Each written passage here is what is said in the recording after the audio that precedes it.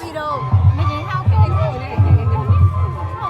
này nè ngày tí buôn cho năm nó đã bạt lột nào còn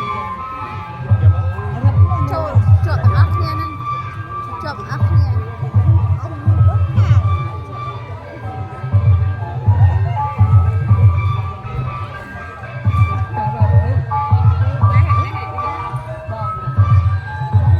chọn tiền đấy tao chọn nào cái chọn đấy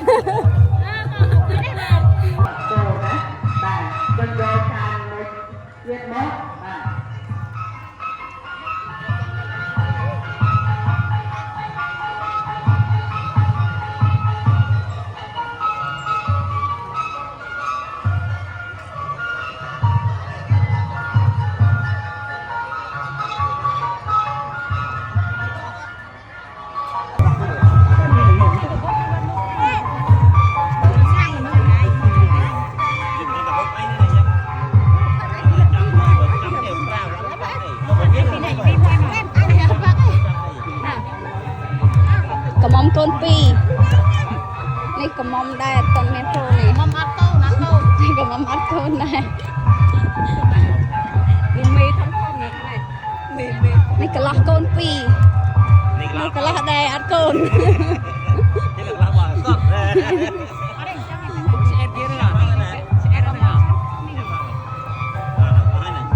Jom đến mua hả?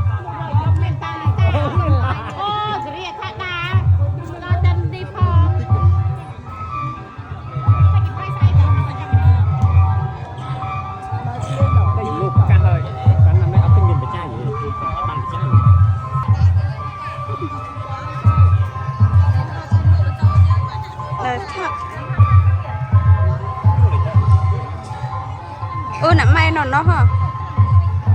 Nó chú vi à?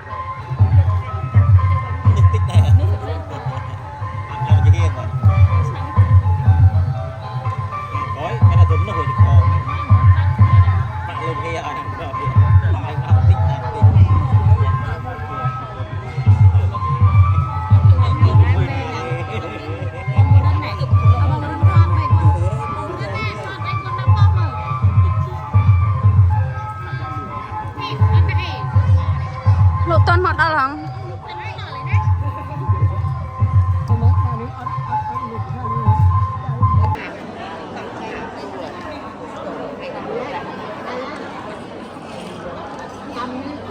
Hãy subscribe cho kênh Ghiền Mì Gõ để không bỏ lỡ